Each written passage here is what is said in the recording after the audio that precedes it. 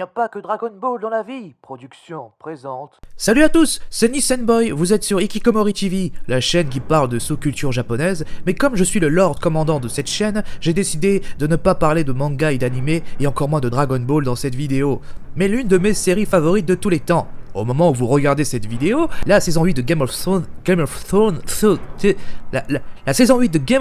vient de commencer. J'ai décidé de partager mes théories, ou les théories connues comme étant les plus intéressantes, ou les plus probables. On commence, on perd pas de temps parce que j'ai beaucoup de choses à dire, vous voyez. Ce qu'on redoutait est arrivé. Les marcheurs blancs et leur armée des morts pénètrent Westeros. Les Westerosi sont au pied du mur. Au pied du mur, t'as compris?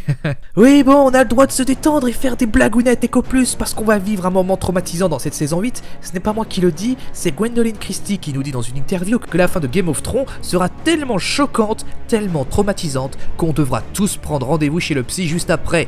Donc, dans cette vidéo, il y aura des blagounettes et d'après mon maître, c'est important de se détendre l'esprit parfois. Théorie numéro 1. Le corps de l'hiver.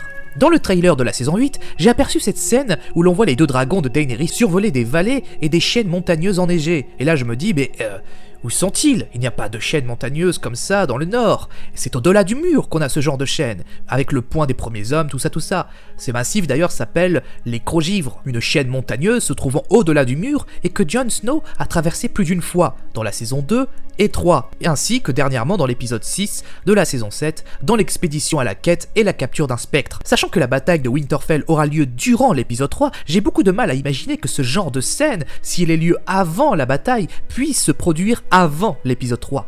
Pourquoi venir dans un tel lieu? Quelque chose me dit que cet extrait, se déroulant au nord du mur, aura lieu peut-être après la bataille. Si c'est le cas, cela signifie que Jon et Daenerys gagneront la bataille contre les marcheurs blancs et que leurs dragons, visiblement, n'auront pas trop souffert entre-temps. Mais, je sais pas, j'y crois pas trop. Après, cela peut être avant la confrontation contre le roi de la nuit. Mais pourquoi aller dans ces lieux? Pour que Jon puisse s'entraîner à voler sur le dragon Rhaegal? Ok, mais pourquoi aller jusqu'au Crogivre? C'est trop dangereux, trop risqué. Je ne vois pas l'intérêt de faire joujou avec les dragons au-delà du mur, alors que l'arrivée des marcheurs blancs sur Winterfell est imminente, à moins que cela soit dans le but de rechercher un ou des objets, un truc, des indices permettant de vaincre le roi de la nuit, et ça sous les conseils de Sam ou bien encore de la nouvelle Corneille à 3 yeux. Souvenez-vous, dans la saison 2, Sam avait découvert par hasard au nord du mur, et plus précisément dans les massifs des Crogivres, et tout près du point des premiers hommes, des anciens objets appartenant sans doute aux premiers hommes et aux enfants de la forêt sous la neige. Parmi ces objets, il y avait un corps. Alors non,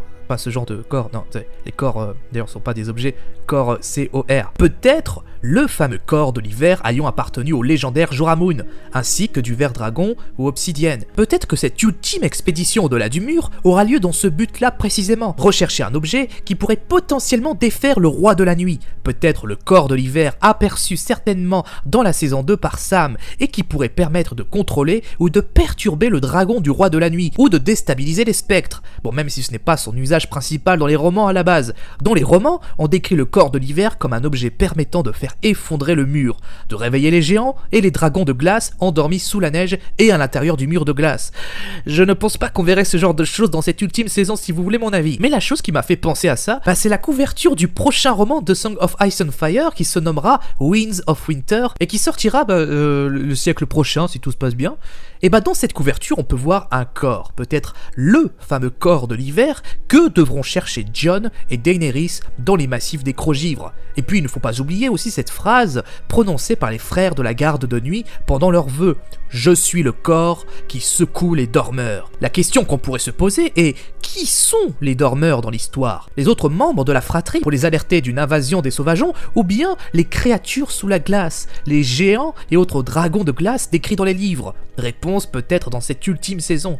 Bref, cette ultime expédition avant la bataille veut aussi probablement dire qu'il n'y aura pas de dragons du côté des vivants durant le début de la bataille de Winterfell. Seulement les armées nordiennes, les Immaculés, les Dothraki, l'armée Arryn et probablement une petite partie de l'armée Lannister commandée par Jaime. Les deux derniers dragons de Daenerys arriveront plus tard, un peu à la bourre, comme d'habitude à servir de Deus Ex Machina, mais on a l'habitude. Théorie numéro 2. Tyrion exécuté par Daenerys. C'est la théorie qui me fait la plus flipper parce que j'adore Tyrion, même si je regrette qu'il ne soit devenu qu'un pauvre petit larbin de Daenerys depuis la saison 5. Mais bon, je l'aime quand même toujours. Alors oui, parmi toutes les théories concernant le destin de Tyrion, sa mort dans cette saison 8 par Daenerys est celle qui me paraît la plus probable. Comment je peux en conclure que Tyrion se fera tuer par Daenerys? Avec tous ces indices que je vais citer maintenant, j'ai commencé à avoir des inquiétudes sur son destin à partir de la saison 7. Lorsque Daenerys apprend que la flotte dornienne et une partie de la flotte de Yara Greyjoy fut décimée par Euron Greyjoy au service de Cersei Lannister. À ce moment, Daenerys commence à remettre en question la fiabilité des conseils de Tyrion. Puis ensuite, il y a la fameuse bataille entre les Lannister et les Dothraki dans ce même épisode où l'on peut apercevoir Tyrion être complètement horrifié et dégoûté par le massacre de l'armée Lannister par les Dothraki et le feu de Drogon. Et puis l'épisode suivant où Tyrion déconseille en vain l'exécution de Randyll Tarly et de son fils. Il exprime son inquiétude à Varys, et ce dernier, n'hésitant pas à faire un parallèle douteux avec Aerys II Targaryen, dit le roi fou. Puis, il y a aussi cette scène où Tyrion parle encore de son obsession pour le trône de fer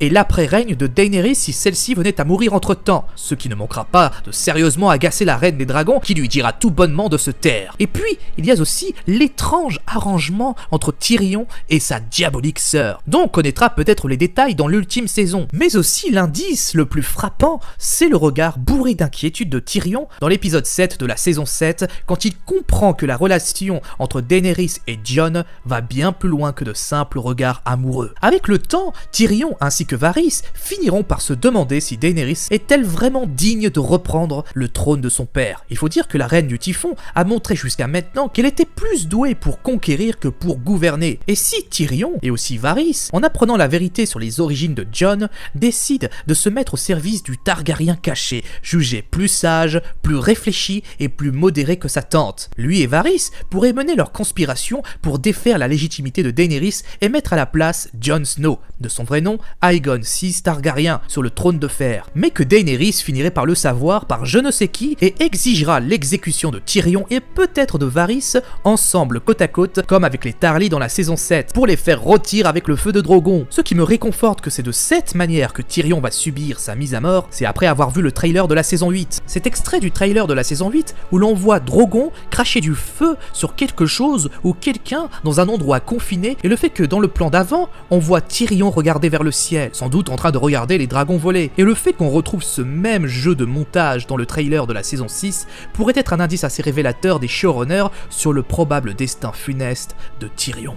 Si ça s'avère être vrai, ça serait une fin horrible. Tyrion, lui, qui a toujours rêvé depuis tout petit d'avoir un dragon, finirait par se faire calciner par l'un d'eux, par une sentence ordonnée par la femme qu'il rêvait d'épouser. Oui, parce que Tyrion a toujours été amoureux de Daenerys depuis leur première rencontre dans la saison 5. Ce n'est pas par hasard qu'il a écarté Daario pour l'expédition vers Westeros. Il espérait certainement pouvoir se marier avec la reine Targaryenne, lui le fils d'un grand seigneur Westerosi, et gouverner avec elle. Et non, je ne crois pas que Tyrion soit un Targaryen caché comme le pensent beaucoup de gens. C'est probable quand on connaît la relation bizarre avec sa mère et le roi fou, mais il y a déjà suffisamment de Targaryens cachés comme ça, hein. Donc non. Si cette théorie sur la mort de Tyrion s'avère être vraie, on peut dire que ça va être chaud pour lui.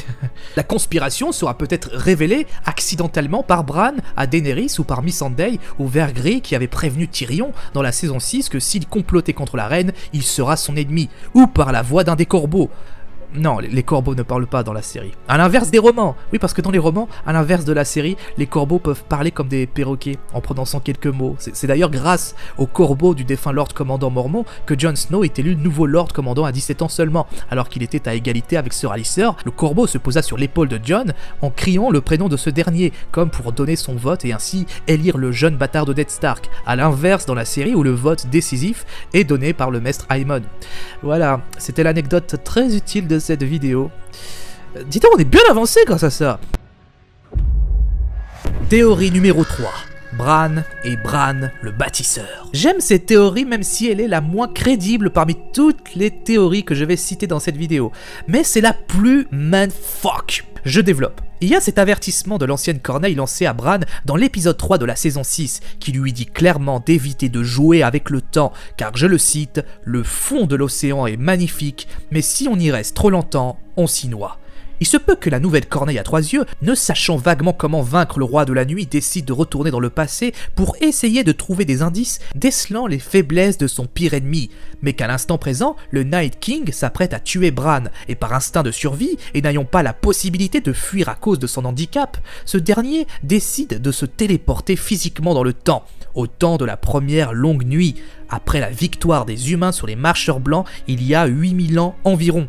Les phrases suivantes telles que « l'hiver vient » devise des Stark ne seraient d'autres qu'un avertissement du probable retour des marcheurs blancs, et ça malgré la victoire des humains contre les autres il y a 8000 ans environ après la guerre de l'Aube. D'ailleurs en parlant de cela, il y a de très grandes chances pour que la victoire sur les marcheurs blancs durant la longue nuit soit en partie grâce à la Corneille à 3 yeux. Le spin-off sur la longue nuit nous le dira. Parmi une autre phrase entendue plusieurs fois qui m'ont alerté est « il faut toujours qu'il y ait un Stark à Winterfell ». Cette phrase est très souvent prononcée par plusieurs personnages, Ned, Robb ou Bran, ou bien le fait que dans chaque génération de Stark, il y ait toujours un Bran dans la fratrie. Et ça m'a curieusement mis la puce à l'oreille. Si c'est le cas, ça serait le truc le plus mindfuck de toute l'histoire des histoires. Ça voudrait dire que l'ancêtre de Bran, c'est lui-même. Pire que ça, que indirectement, il s'est conçu lui-même, par l'intervalle de plusieurs millénaires à travers plusieurs générations. Mais encore mieux, ça voudrait dire que chronologiquement, la première Corneille à 3 yeux de l'histoire a commencé avec la dernière.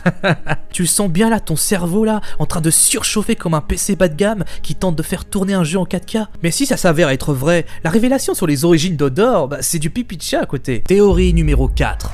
Les intentions du roi de la nuit. Alors, qu'est-ce qu'il veut, le roi de la nuit? Mais qu'est-ce qu'il veut? Pourquoi est-ce qu'il fait une tête de pas content comme ça et qui tue plein de gens autour de lui comme ça? J'ai peut-être quelques théories qui pourraient expliquer les intentions du plus mystérieux des personnages de la saga. Le roi de la nuit a quitté son royaume de glace pour partir en guerre frontale contre les humains à partir de la saison 3, qui coïncide avec le meurtre de Craster et d'un marcheur blanc par Sam, et le fait que ce dernier ait empêché le marcheur blanc de partir avec le bébé qui fut promis, brisant ainsi le pacte sacré entre Craster et les marcheurs blancs. Les marcheurs blancs ont toujours harcelé, entre guillemets, les sauvageons, depuis toujours par des razzias à droite à gauche, peut-être parce qu'ils empiétaient dans leur territoire, mais le roi de la nuit est toujours resté en dehors de ça, en restant sagement dans son royaume de glace à transformer les enfants de Craster en marcheurs blancs. L'apparition de la comète à la fin de la saison 1, qui coïncide avec la naissance des dragons de Daenerys, ont poussé mystérieusement les marcheurs blancs à décupler leurs attaques contre les humains, sauvageons et gardes de nuit confondus. Mais le roi de la nuit se décidera à quitter sa demeure et à prendre les armes seulement à partir de la saison 3-4. Mais bon, il ne faut pas confondre corrélation et causalité, la raison serait tout autre et concernerait Bran Stark. Le roi de la nuit en veut certainement à Bran, il est la nouvelle Corneille à 3 yeux. Ce n'est pas par hasard que durant la fin de la saison 4, lorsque Bran et les autres arrivent devant l'arbre de la Corneille, des spectres attendaient sagement l'arrivée de Bran pour le tuer. Le roi de la nuit veut empêcher Bran de devenir la nouvelle Corneille. Bran commença son expédition de la du mur à la fin de la saison 3, et c'est justement durant cette même période que le roi de la nuit quitta son domaine, se trouvant dans les contrées de l'éternel hiver, pour faire des razzias de sauvageons en personne pour agrandir le plus rapidement possible son armée de spectres, et n'hésitons pas à s'aventurer à Durlieu dans la saison 5, la seule véritable bastide au-delà du mur appartenant aux hommes libres. Et le roi de la nuit ne veut pas tuer tous les humains sur Westeros, contrairement à ce que beaucoup de gens peuvent imaginer. Je ne pense pas que le roi de la nuit soit une sorte de Terminator, une sorte de force de la nature qui tue mécaniquement toute forme de vie car il a été programmé ainsi. David Benioff l'a dit dans une interview, le roi de la nuit est bien plus qu'un simple bad guy voulant tout détruire sur son passage. Il y a une raison pour laquelle il agit ainsi. Une raison qui, d'après le showrunner, serait compréhensible selon nous. Et puis les marcheurs blancs ont besoin des humains pour exister, donc l'extermination de toute vie humaine à Westeros ne colle pas. Je pense que cette guerre pourrait probablement se finir par une sorte de pacte. Oui, parce que même si le roi de la nuit est tué pendant la Grande Guerre, les marcheurs blancs existeront toujours. Je ne pense pas que tous les marcheurs blancs ont rejoint le roi de la nuit pour sa conquête de Westeros. Il ne faut pas oublier que dans les contrées de l'éternel hiver, oui parce que c'est à peu près là où se trouve le royaume des marcheurs blancs, il faut savoir savoir qu'il y a certainement d'autres marcheurs blancs encore en vie et qui demeurent dans ces lieux, notamment les enfants de Craster transformés en White Walker par le Night King et qui ne sont pas encore aptes à combattre, vu qu'ils sont encore de très petits marcheurs blancs. Les gens l'ont oublié, mais moi, je les ai pas oubliés, ces pauvres gamins. Ça, c'est déjà un indice supplémentaire qui devrait nous faire comprendre qu'une victoire totale sur les marcheurs blancs n'est pas acquise, que leur destruction totale est peut-être beaucoup plus compliquée qu'on ne pourrait l'imaginer, qu'il faudrait s'attendre peut-être à une sorte de pacte, ou quelque chose comme ça, qui mettrait un terme à l'avancée du roi de la nuit. Ou peut-être qu'un mortel parmi les mortels puisse devenir le nouveau roi de la nuit et ainsi contrôler tout le reste des marcheurs blancs et les emmener tout au nord. Coucou Jon Snow. Après peut-être qu'il suffit simplement de tuer le roi de la nuit pour que tous les spectres, ainsi que tous les marcheurs blancs, puissent être détruits définitivement. Et franchement, si c'est comme ça que se règle le problème des marcheurs blancs, bah ce serait nul et horriblement simpliste. Ça serait une aberrante facilité scénaristique, priant les Seth et les anciens dieux pour que les showrunners ne fassent pas une telle conclusion. Et du coup, pour ceux qui se demandent pourquoi est-ce que le roi de la nuit a une dent contre la corneille à 3 yeux, eh ben j'ai une théorie à ce propos. La corneille à 3 yeux a sans doute organisé, grâce à l'aide des enfants de la forêt, la transformation du roi de la nuit sans le consentement de ce dernier au tout début. Le flashback où l'on voit l'homme être transformé en roi de la nuit m'a mis la puce à l'oreille. L'endroit où il est transformé se trouve dans l'arbre sacré où est logée la corneille. Quand on voit l'expression faciale de l'ancienne corneille, quand Bran cherche à voir de plus près la transformation, est assez déroutant, comme si la corneille appréhende la réaction de Bran. Et la scène dans l'épisode 2 de la saison 6 où le roi de la nuit s'apprête à tuer l'ancienne corneille,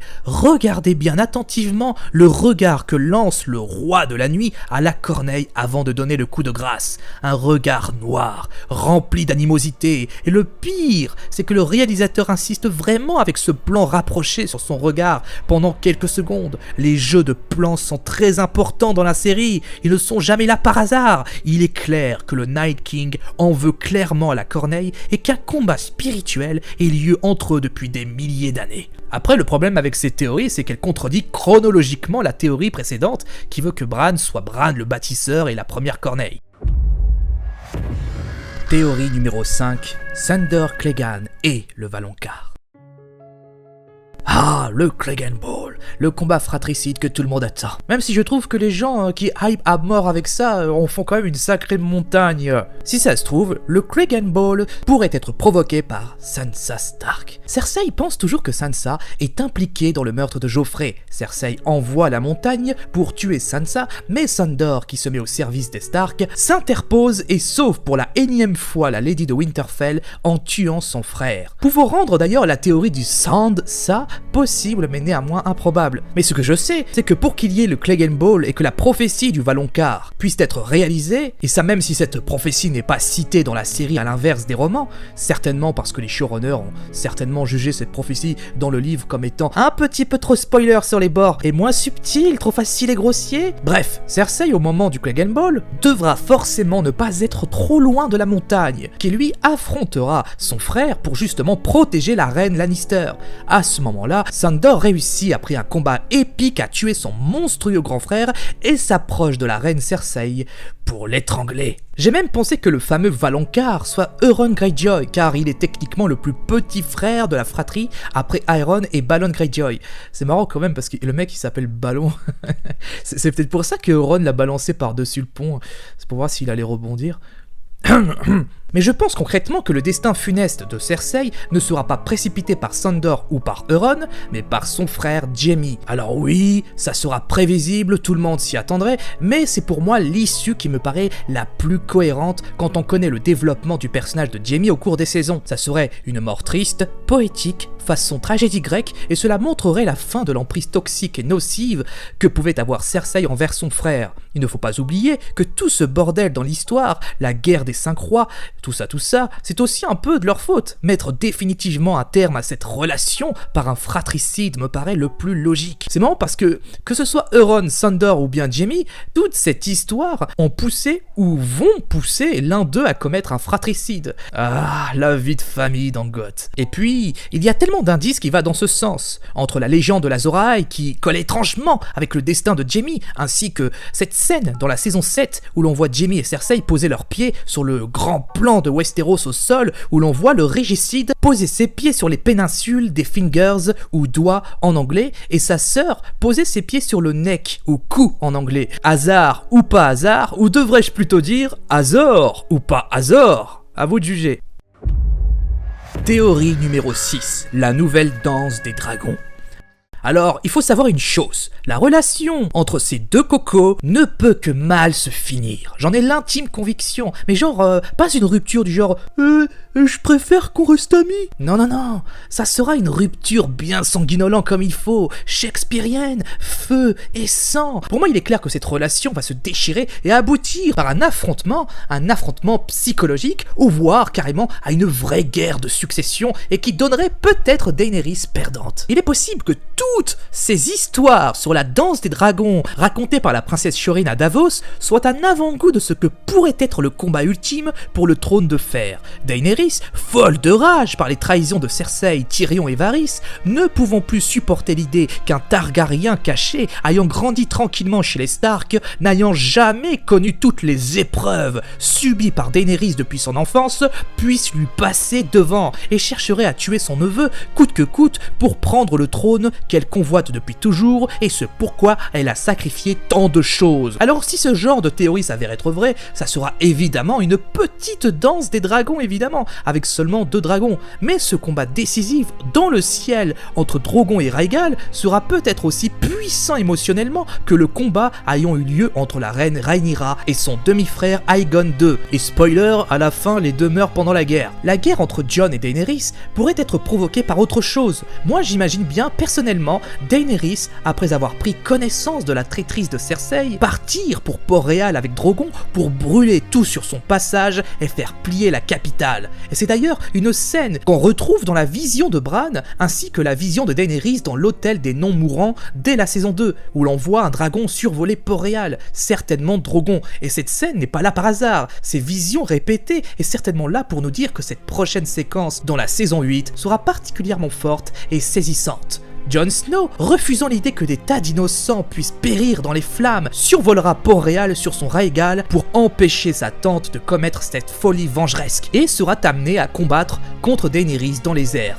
Souvenez-vous, dans l'épisode 7 de la saison 7, Jon Snow demande à Tyrion combien il y a d'habitants à Port-Réal. Tyrion lui répond 1 million. Je pense que cette info n'est pas seulement là pour nous faire comprendre que si le roi de la nuit descend à Port-Réal, ça fera 1 million de spectres pour son armée. Jon refusera catégoriquement de voir Daenerys faire un massacre dans la cité et devenir la reine des cendres comme Tyrion a maintes et maintes fois prévenu. Perso, cette théorie me séduit, mais j'ai du mal à imaginer qu'on puisse réaliser une telle intrigue en si peu d'épisodes. Mais c'est techniquement possible. Pour cela, il faudrait que le roi de la nuit soit défait dès la fin de l'épisode 3, ce qui me paraît assez juste et foutrement compliqué tout de même, avec seulement 6 épisodes pour conclure définitivement la série. Mais c'est pas possible, Jon et Dany, ils vont avoir un enfant, l'enfant du printemps, ils ne peuvent pas se faire la guerre. If you think this has a happy ending, you haven't been paying attention. George R. Martin avait dit que son histoire, il n'y a pas de good guy et de bad guy, que ce n'était pas un combat contre les gentils et les méchants, mais des confrontations intérieures, psychologiques, morales, que les personnages doivent affronter. La peur, l'amour, le devoir sont des thèmes qui reviennent très souvent. Et parmi les confrontations entre ces concepts humains qui reviennent souvent est le devoir contre l'amour. Qu'en temps de guerre où l'on pratique une fonction qui nécessite l'honneur, mêler le devoir avec l'amour pouvait très souvent déboucher par une issue dramatique. On l'a bien vu avec la rébellion de Robert, la relation entre Lyanna Stark et Rhaegar Targaryen, ou bien au début de la série avec les jumeaux Lannister qui ont provoqué la guerre des 5 rois, la relation entre Robb Stark et Talisa qui a débouché par des incidents diplomatiques avec les Frey et ont poussé ces derniers, avec l'aide des Bolton, à organiser les terribles noces pourpres. Et puis, il y a évidemment la relation impossible entre Ygritte et Jon. À chaque fois, on a toujours la même confrontation, l'amour face au devoir. Tout porte à croire que pour cette ultime arc narrative, dans cette saison 8, nous aurons le droit à ce même schéma se répéter pour la dernière fois cette fois-ci. Et peut-être qu'avec l'amère expérience qu'a eu Jon avec sa courte histoire avec Ygritte et toutes les épreuves, les trahisons subies et la sagesse gagnée au cours de sa vie à la garde de nuit ou en tant que roi du Nord, soit des leçons qui pourraient avantager Jon face à sa tante. Théorie numéro 7. Qui finira sur le trône de fer? Parmi toutes les questions sur Game of Thrones, elle est la question la plus posée. Qui siégera définitivement sur le trône de fer à la fin de la série? Et en menant mon enquête, en récoltant tous les indices possibles dans les livres comme dans la série, et après d'interminables calculs et formules mathématiques que j'ai développées dans mon laboratoire pour essayer de calculer les probabilités, tout porte à croire que le personnage qui siégera définitivement sur le trône de fer est, évidemment, Tourte Chaude. C'est pas moi qui le dis, c'est mes calculs et des années d'études sur la question. Voilà, vous êtes contents?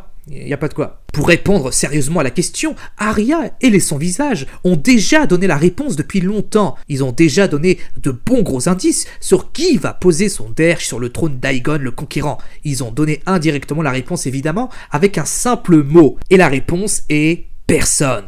No one. Et ouais, George R. R. Martin a toujours aimé jouer avec ses lecteurs, avec des non-dits, des jeux de mots, des allusions, qui au premier abord n'évoquent rien, mais qui peuvent avoir une importance capitale sur le déroulement de l'intrigue. Rien que dans le titre de la saga, il y a un jeu, A Song of Ice and Fire, une chanson de glace et de feu. Si on retire le G de Song, ça donne A Son of Ice and Fire, un fils de glace et de feu. Qui est le fils de glace et de feu ? Jon Snow, le prince qui fut promis, le véritable héros de cette saga qui se révèle au fil des tomes.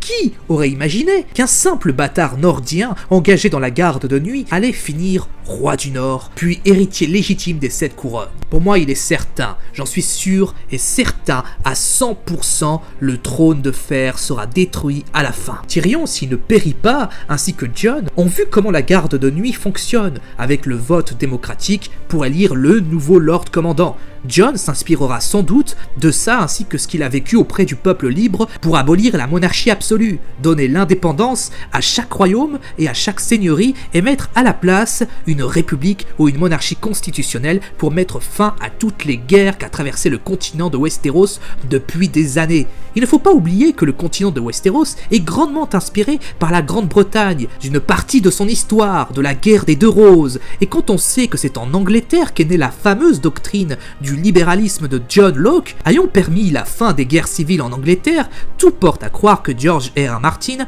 transposera cette réalité historique dans son œuvre, à travers Jon, ou Tyrion qui seront en somme les John Locke de Westeros. On sait que George R. R. Martin est un républicain convaincu, que même s'il est fasciné par le Moyen-Âge, l'histoire, les récits chevaleresques et le royalisme, il exècre toute la violence et les injustices qu'ont pu subir les populations durant cette période. Tout porte à croire que cette histoire se finira avec la fin de toute dynastie et que chaque population prendra son destin en main sans dépendre d'un monarque autocratique propice à l'éclatement de guerres intestinales dont les plus faibles sont toujours ceux qui en souffrent le plus. Regardez bien l'épisode 9 de la saison 6, juste avant la fameuse bataille des bâtards et la discussion entre Sir Davos et Dortmund. Chacun d'entre eux regrette d'avoir suivi aveuglément un roi qu'ils avaient pourtant aimé, et que la liberté, l'orgueil et l'honneur aveugle pour un roi a causé plus de tort qu'il n'a réglé de problèmes, et finissent par se dire que cette fois-ci, les choses ont changé, ils ne sont plus ennemis car ils suivent tous deux Jon Snow. Mais Jon Snow n'est pas un roi, précise Dortmund. Davos acquiesce et confirme cela, ils ont eu tort de suivre des rois. Et quand on sait que Jon n'a jamais voulu être seigneur de Winterfell, et encore moins à aspirer d'être roi de quoi que ce soit roi du Nord ou bien roi des 7 couronnes, s'il gagne face à Daenerys, ça sera certainement lui qui détruira cette fameuse roue qui écrase les peuples depuis toujours. Il en est beaucoup plus digne que la reine des dragons, qui elle semble tiraillée par ses principes progressistes et ses ambitions personnelles, son orgueil de reine la poussant parfois à des pulsions de destruction à l'instar d'une certaine Lannister. Il y a quelque chose de fragile, d'instable chez Daenerys. Elle n'est peut-être pas comme Cersei, elle est bourrée de bonnes intentions contrairement à elle, de principes sains, mais tu sens qu'à tout moment, elle peut s'asseoir sur tous ses principes en cas de sentiment d'insécurité. Si les choses lui échappent, qu'elle ne semble plus rien contrôler, elle pète un plomb, elle devient quelqu'un d'autre et ne conserve plus son sang-froid. Ce genre d'indice est largement suffisant pour deviner le destin du trône de fer à la toute fin. Son histoire a commencé avec Aegon Ier du nom, elle se terminera 300 ans plus tard avec Aegon VIe du nom. Et ouais, on est bien loin du couronnement heureux d'Aragorn dans Le Seigneur des Anneaux. George R. R. Martin n'a jamais caché son admiration pour l'univers de Tolkien, mais on sait qu'il cherche à tout prix à s'émanciper du style héroïque fantasy classique qu'on retrouve dans beaucoup d'œuvres, avec une fin heureuse, où le mal est détruit ou repoussé, et que les gentils héros, entre guillemets, vivent heureux et eurent beaucoup d'enfants, tout ça. On sait qu'on n'aura pas ce genre de fin 100% heureuse dans la saga du Trône de Fer, du moins, vous êtes censé le savoir. Donc si tu rêves de voir Daenerys et Jon ensemble, heureux comme tout avec leurs enfants princes dans les bras, à gouverner paisiblement sur Westeros, dis-toi que ça n'arrivera jamais. C'est dans tes rêves. Voilà, j'en ai fini avec toutes ces théories sur Game of Thrones, ça a été super chaud pour développer tout ça. Si vous avez aimé cette vidéo, ça serait sympa de m'encourager avec un petit like, histoire de savoir si je peux continuer dans cette voie-là. Sachez que si une ou deux de ces théories s'avèrent être vraies, voire carrément toutes les théories, vous devriez me nommer roi des 7 théories, roi des sandales et des premiers hommes, tout ça. Moi je vous dis à bientôt pour de prochaines vidéos, c'était Nissan Boy, bye ciao.